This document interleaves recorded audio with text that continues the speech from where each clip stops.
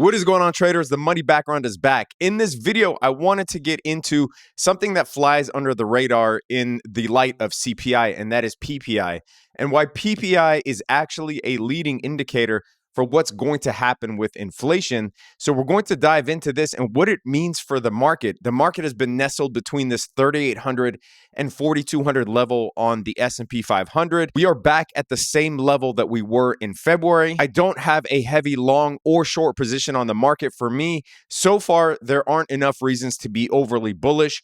There aren't enough reasons to be overly bearish. But one thing that I do know or suspect is that the Fed will actually pause in June. And if they do, and if PPI is actually a precursor to CPI as it has been really since 2020, if those two things happen, if the debt ceiling is raised and if inflation continues to come down, then I think the S&P 500 can retest that 4,300 level, maybe even push it up to the 4,400 to 4,500 range. But remember, a Fed pause is not a cut. So let's get into all of that. All right, so the producer price index is falling fast. And there was a time when we saw wholesale inflation in the double-digit percentages. And now we are actually in a deflationary stage. What is the producer price index? It measures the prices for final demands, goods, and services, which is basically just fancy speak for wholesale prices. The headline PPI rose 2.3%, down from 2.7%. This is the lowest reading since January 2021. Also, weekly jobless claims jumped to 264,000, the highest reading since October 2021. And of course, we're still in a period where bad news is good news. So the Fed obviously wants to curb spending. And the way to curb spending is for people to not be employed or to be paid less. So a rise in weekly jobless claims is actually good for the Fed, even though it is bad for those people who are filing those jobless claims. And this comes a day after CPI came in line with expectations at 4.9% year over year, the slowest annual rate in 2 years. Now, of course, we covered CPI live yesterday on this channel. We also had we shorted the S&P 500 from the top. I did that live on the stream. Go back and watch it. 200 now. I might close this, but I really want to see us break below this level. If I had multiple contracts, then I would close one, take runners, etc. But when I'm trading live and trying to talk about CPI, ooh, there it is. And then came back to the academy to trade with the rest of the crew. But in that live stream, I did send out a coupon code for 50% off the monthlies for the academy. And I'm opening that coupon code up for this video. So check it out below and take advantage of that 50% off. All right, now here's why I think the Fed will pause in June. I think the last rate hike that we saw was in May. I think they'll pause in June. I don't think they'll cut. They'll pause and they'll keep it up there for longer. But PPI has always been a leading indicator of CPI. As a matter of fact, if the Fed actually paid attention to PPI, we might not have been in this fiasco, this inflationary fiasco, and we might not have seen the Fed act too late because PPI was signaling that producer prices were rising fast all the way back in 2020. And in 2021, we were already in double-digit phases. And remember that the Fed actually did not start raising rates until March 2022. So if they actually took a look at PPI, they would have acted quicker on inflation. Now PPI is actually deflationary.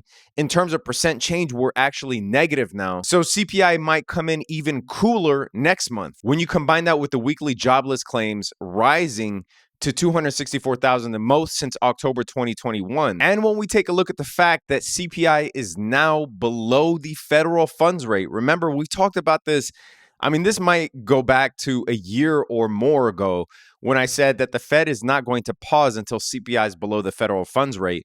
CPI is now below the federal funds rate. And if we take a look historically at the last 25 years, that is when the Fed typically pauses. Also, when the 2-year yield falls below the federal funds rate as well, that is also a signal for a pause. But more importantly, when inflation is below the federal funds rate. Also, I want you guys to take a look at what happens after the last Fed rate hike, going all the way back to the 1995 Fed rate hiking cycle. There's an awesome track record following 12 months following the last Fed rate hike. Look at the S&P 500 return following the last Fed rate hike. 1995, it was about a 40% return, almost a 43% return in 97. We'll talk about 2000 in a second. A 20% return in 2006 and a 30% return in 2018. 2000 was the only year where we actually saw a decline. However, in my view, I don't think that what's going on right now could be compared to 2000 at all. As a matter of fact, 2000, yes, while it was an asset bubble, core inflation was actually 2.5% or below the entire time. Now, here's the dangerous thing. This becomes a game of chicken for the Fed, right? Is that they're going to pause, but a pause doesn't mean a cut. When are they going to actually cut? Well, historically, the Fed only cuts after something breaks. So here's what the Fed's hope is. The Fed's hope is that they can, keep rates at 500 to 5.25, which is where we are now, and that they can keep them there until inflation goes back down to 2%. The problem is that, funds rate, a funds rate that is that high for that long with an impending credit crunch, right? Because banks are lending out less, tends to really slow the economy down to a halt, to a point where something in the system ends up breaking, right? So it's a game of chicken between inflation coming down to 2% and something in the economy breaking as a fact of keeping rates higher for longer.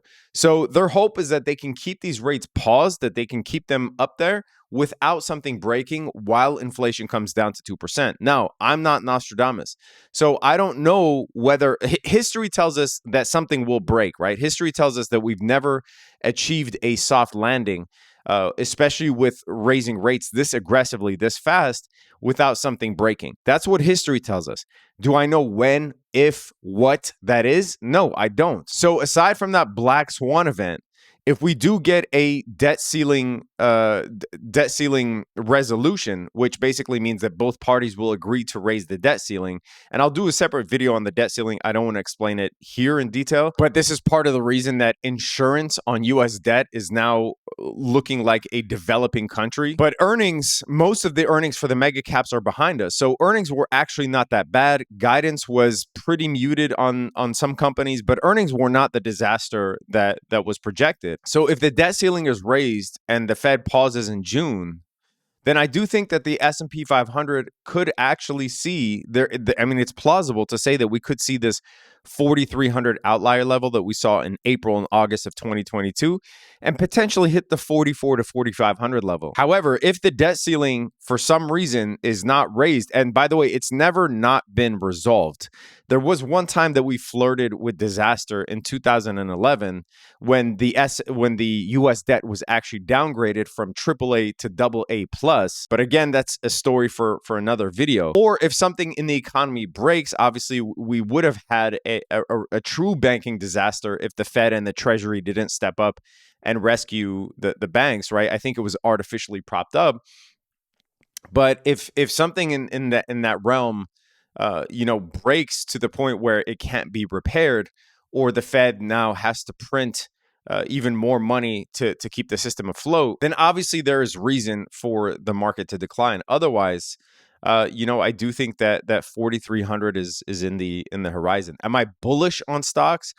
Not really, because I'm not bullish on the economy. As I said at the outset, I think there are enough good news stories to keep the market afloat, and I think there are enough negative news stories and potential negativity on the horizon to keep the market afloat, right? I mean, it's to me the negative and positive is balanced right now, and I'm just extremely neutral, which is part of the reason why I sold a lot of the holdings that we bought in October, in February, which is right around the level that we're at now. Now, I will be enticed by the market if we do end up declining back to the 3,800 level.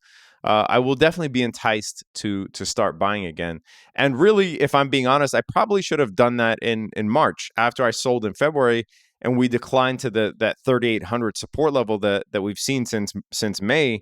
I probably should have started deploying cash then, and I didn't. But hopefully you got something out of this video. One more thing, I'm doing a personal mentorship program in the summer where I will be picking around 10 to 20 people from those of you who applied. We already got over 1,000 applications for this, but it's only going to be a small group of people that it's going to be a personal mentorship, right? So it's not like the masterminds that we're doing. I'm going to be hand-holding each and every one of you, making sure that we take your trading and charting to the next level. If you are interested, make sure you hit that link in the description. Probably in about towards the end of the month, we will start sending out emails to those people that we pick. Obviously, there's going to be a questionnaire involved and whatnot, but put your name on the waiting list. It's absolutely free. And make sure you take advantage of the monthlies that you guys requested. The monthly is a basic membership. You don't get access to the Zoom calls or the courses or any of that, but you will get access to the chats and the alerts as well. So hit that link for 50% off. If you're seeing it in this video, it will be honored. So hit that link below, subscribe to the channel, hit that notification bell. Let me know what you think about the market. Do you think that the market will actually rocket if the debt ceiling is raised and if the Fed pauses? Let me know. Stay safe out there, traders. Peace.